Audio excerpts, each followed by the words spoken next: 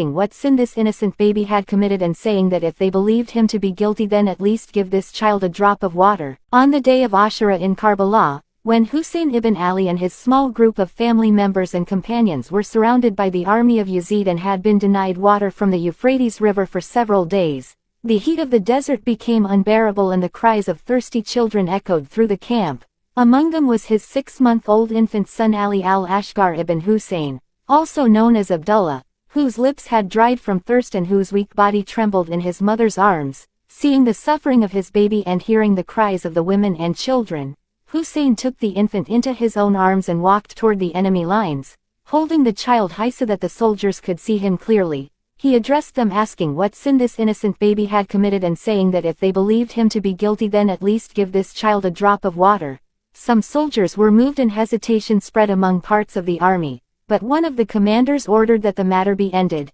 and an archer stepped forward and shot an arrow toward the child. The arrow pierced the infant's neck and he was martyred in his father's arms. Hussein caught the flowing blood in his hands and it is reported that he raised it toward the sky saying that what makes this tragedy bearable is that it is in the sight of Allah. He did not curse, nor did he beg for revenge, but showed patience and complete submission to his Lord. Then he returned to the camp carrying the lifeless body of his baby, consoled the grieving mother, and buried his infant in the sands of Karbala, after which he stood once again firm upon truth and prepared to face the battlefield despite the unbearable grief in his heart.